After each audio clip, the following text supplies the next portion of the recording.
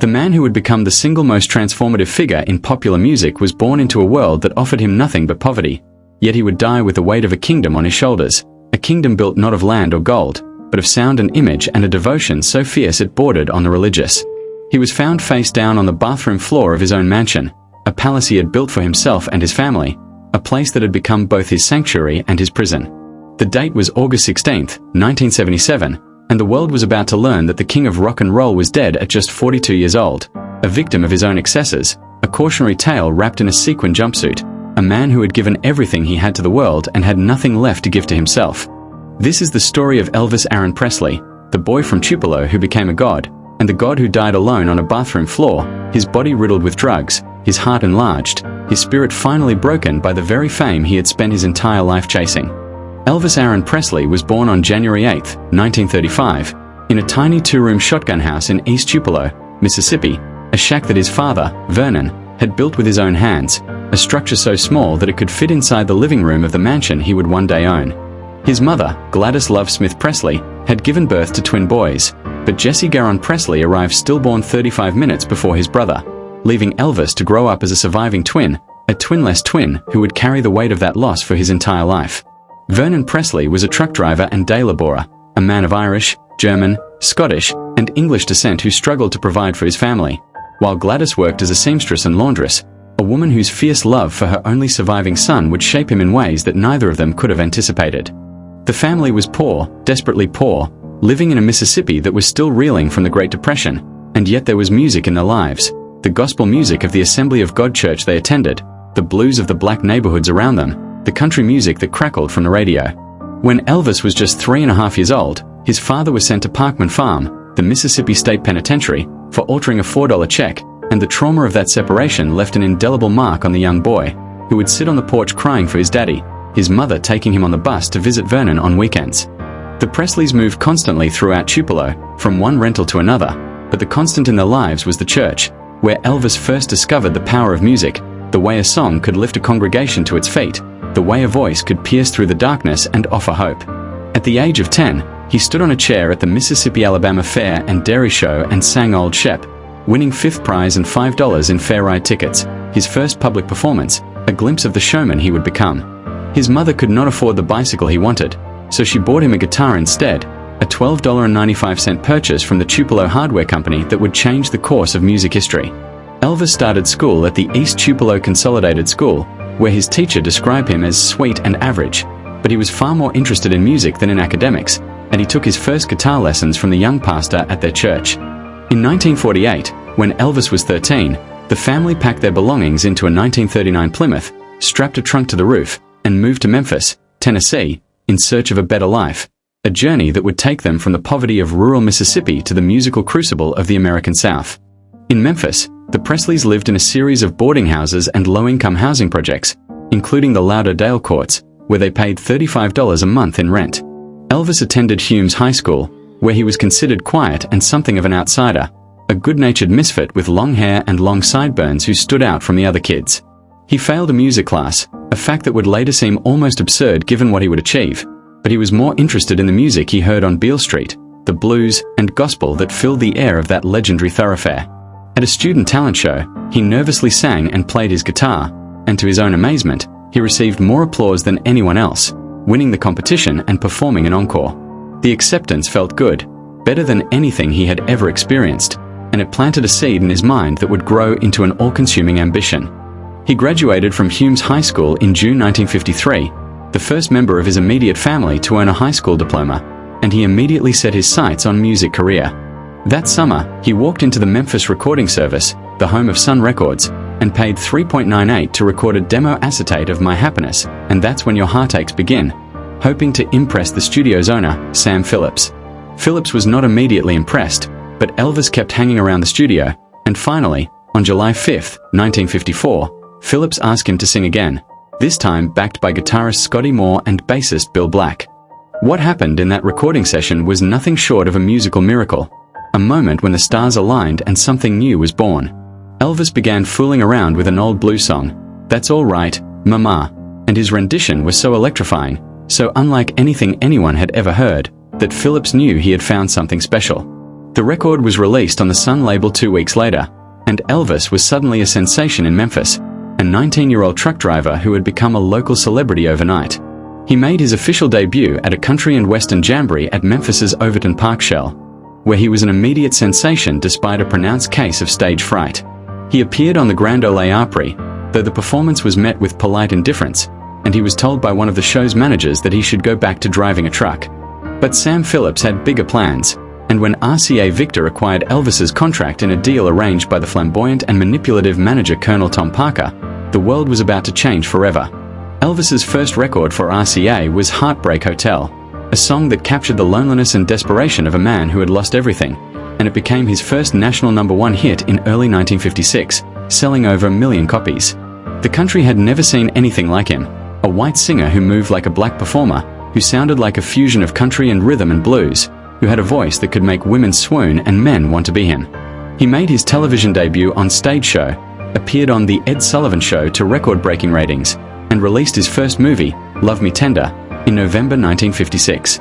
He was the biggest star in the world, and he was only 21 years old.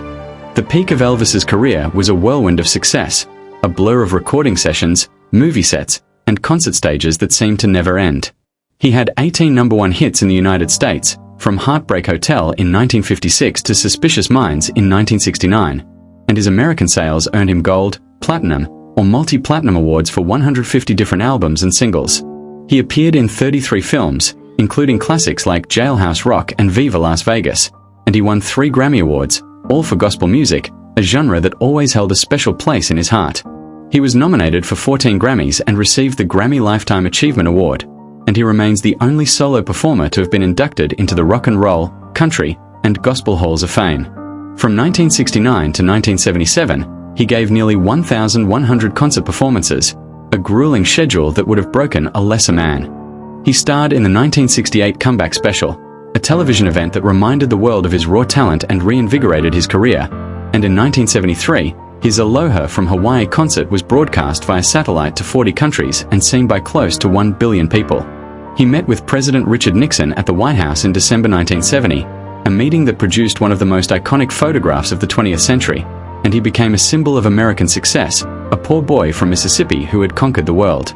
But behind the glittering facade of fame and fortune, Elvis's personal life was a complicated tapestry of love, loss, and longing. He married Priscilla and Beaulieu on May 1, 1967, in Las Vegas, a wedding that was the culmination of a relationship that had begun in September 1959, when Elvis was 24 and Priscilla was just 14, while he was stationed at an army base in Germany. The age difference was scandalous, but Elvis was determined to marry her, and they welcomed their only child, Lisa Marie Presley, on February 1, 1968, exactly 9 months after their wedding. The marriage was troubled from the start, with Elvis's infidelity and drug use creating a chasm between them, and they separated in February 1972 before officially divorcing in October 1973. Priscilla later revealed that Elvis lost interest in her sexually after the birth of their daughter, and she moved out of Graceland, taking Lisa Marie with her. Elvis was devastated by the divorce, and he never remarried, though he had a series of relationships, including a long-term romance with actress Anne Margaret and a final engagement to Ginger Alden, the woman who would find his body on that fateful August morning. He was a deeply devoted father to Lisa Marie, who was just 9 years old when he died, and he spoiled her with gifts and affection, but his addiction and his work schedule often kept him away from her. He had a close-knit circle of friends and hangers-on, the so-called Memphis Mafia, who surrounded him at Graceland, but he was also a deeply lonely man, a man who had lost his mother, Gladys, to a heart attack in 1958, a loss from which he never fully recovered. At the height of his fame, Elvis lived like a king, and his kingdom was Graceland, the white-columned mansion on Elvis Presley Boulevard in Memphis that he purchased in 1957 for $102,500, a property that would become a pilgrimage site for fans from around the world. The mansion, built in 1939, had 8 bedrooms, 4 bathrooms, a living room, a kitchen, a pool room, a dining room, a trophy room, and the iconic jungle room, a bizarrely decorated space with a waterfall, wooden walls, grass shag carpet, and plastic foliage. It had a kidney-shaped swimming pool, a racquetball court, a shooting range, and a stable for his horses. Elvis's net worth at the time of his death was estimated at around $5 million, but he was deeply in debt, owing the Internal Revenue Service double that amount, a consequence of his lavish spending and the exploitative management of Colonel Tom Parker. He collected cars like other men collected stamps, owning dozens of vehicles over the years, including a famous pink Cadillac, a fleet of Mercedes-Benzes, Ferraris, and a BMW 507, and he would often give cars away as gifts to friends and strangers alike. He wore elaborate jumpsuits covered in sequins and rhinestones, outfits that became his signature, and he spent his money freely on his family, his friends, and his own insatiable appetites. He was a man of immense generosity and immense vanity, a man who could buy a Cadillac for a stranger one day and refuse to leave his bedroom the next. But the darker chapters of Elvis's life were always lurking beneath the surface, a shadow that grew longer and darker as the years went on. He was plagued by a series of health issues, including high blood pressure, liver damage, an enlarged colon, and emphysema, conditions that were exacerbated by his addiction to prescription drugs. He had a personal physician, Dr. George Nikopoulos, who supplied him with a steady stream of opiates, barbiturates, quaaludes, and amphetamines, a cocktail of drugs that kept him going but also slowly destroyed his body. The toxicology report after his death revealed a staggering array of drugs in his system, including codeine, methaqualone, and other substances, and the autopsy showed evidence of a big floppy heart, a sign of the strain his body had been under. He was also a compulsive eater, and his weight ballooned in his later years, a fact that he was deeply ashamed of and that he tried to hide with elaborate costumes and careful lighting. He suffered from chronic insomnia and would spend his nights watching television, eating, and taking drugs to help him sleep, a cycle that only worsened his condition. There were public scandals too, including the controversy over his onstage gyrations, which earned him the nickname Elvis the Pelvis and caused outrage among conservative groups, and his relationship with the underage Priscilla, which was later criticized as predatory. But the greatest scandal of all was the way he was managed, exploited, and ultimately drained by Colonel Tom Parker, a carnival huckster who was not even American but a Dutch immigrant named Andreas Cornelis van Kuik, a man who took over 50% of Elvis's earnings and left him financially devastated at the end of his life. In the months and weeks before his death, Elvis was a shadow of his former self, a man who was physically and emotionally exhausted, a prisoner of his own fame and his own addictions. He was still performing, still trying to give his fans what they wanted, but the concerts were increasingly erratic, with Elvis often forgetting lyrics, slurring his words, and appearing disoriented on stage. His last concert was on June 26, 1977, in Indianapolis, a performance that was a pale imitation of the electrifying shows he had once delivered. He was working on a new album, recording songs at Graceland using a mobile recording truck, but the sessions were interrupted by his declining health and his inability to focus. He was engaged to Ginger Alden, a 21-year-old beauty queen, and they were planning a wedding, but there was a sense of impending doom hanging over Graceland, a feeling that the clock was ticking down on the king's reign. On the night of August 15, 1977, Elvis spent the evening playing racquetball at Graceland with his girlfriend and some friends, and he retired to his bedroom in the early hours of the morning. He took a bath and began reading a book, but he was unable to sleep, and he took a combination of drugs to help him rest. The morning of August 16, 1977, dawned hot and humid over Memphis, a typical summer day in the South, but inside Graceland, the temperature was about to drop to freezing.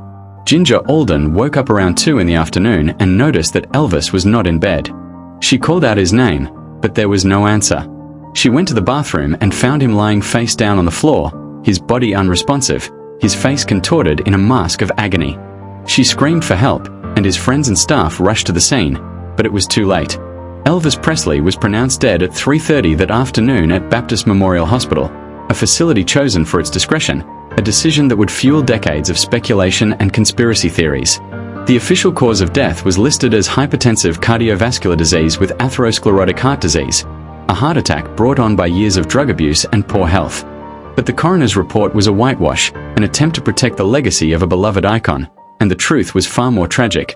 Elvis had died of a drug overdose, a victim of his own addiction and the doctors who enabled it. He was just 42 years old, a man who had achieved more in his short life than most people could in 100 years, but who had also squandered his health, his fortune, and his future on the altar of fame. The news of Elvis's death sent shockwaves around the world, a moment of collective grief that rivaled the assassinations of the 1960s. Fans gathered outside Graceland, weeping and wailing, laying flowers and tributes at the gates. Over 50,000 people stood in the sweltering heat to pay their respects, and the scene was one of mass hysteria, a funeral for a king that was fit for a pharaoh. A private funeral was held at Graceland on August 18, 1977, with approximately 200 mourners in attendance, including John Wayne, Burt Reynolds, George Hamilton, and Margaret and Caroline Kennedy.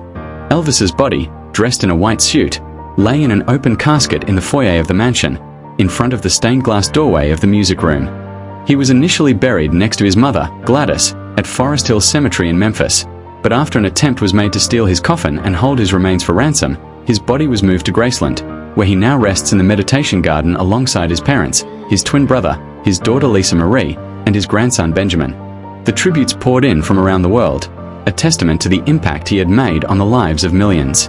Presidents and prime ministers offered their condolences, and fans from every corner of the globe sent flowers, cards, and letters, a record number that still stands today. Elvis Presley changed the world. He was the first true rock and roll superstar, a man who took the sounds of the American South and transformed them into a global phenomenon, a cultural force that broke down racial barriers and redefined what popular music could be. He sold over 1 billion records worldwide, more than any solo artist in history, and his influence can be heard in the music of everyone from the Beatles to Bruce Springsteen, from Madonna to Michael Jackson. He was a pioneer, a trailblazer, a man who dared to be different in a world that demanded conformity, and his legacy continues to inspire new generations of musicians and fans. But he was also a cautionary tale, a man who was consumed by his own success, a victim of the very fame he had worked so hard to achieve. He died alone, impoverished, and addicted, a tragedy that could have been prevented if only someone had stepped in, if only he had been able to break free from the cycle of drugs and exploitation that had ensnared him. His story is a reminder that even the brightest stars can burn out, that fame and fortune are no substitute for health and happiness, and that the price of greatness can sometimes be far too high. Today, Elvis Presley is remembered as the king of rock and roll, an icon whose image adorns everything from postage stamps to t-shirts, a man whose music has become the soundtrack of countless lives. His home, Graceland, is the second most visited house in the United States, after the White House, and it receives over 650,000 visitors each year, a pilgrimage of fans who come to pay their respects to the man who changed music forever. His legacy is secure, his place in history assured, but the question that lingers is a haunting one. What could he have achieved if he had lived, if he had been able to overcome his demons and continue creating? The answer is one we will never know, but the music he left behind is a testament to his genius, a gift that will endure for as long as there are ears to hear it. So the next time you hear the opening chords of Heartbreak Hotel or the soaring chorus of Can't Help Falling in Love, remember the boy from Tupelo, the man who became a king, and the tragic fall that followed his rise. Remember Elvis, not as a cautionary tale, but as a reminder that even in the darkest moments, there is beauty to be found, and that the music never really dies. If this story of the king's rise and fall moved you, please take a moment to like this video and subscribe to the Before Die channel, where we bring you the untold stories of the celebrities who shaped our world. We want to hear from you. What do you remember most about Elvis Presley? Was it his music, his movies, or the way he made you feel? Drop your memories in the comments below, and don't forget to hit that notification bell so you never miss another episode of Before Die. Thank you for watching, and remember, every legend has a story, and every story deserves to be told.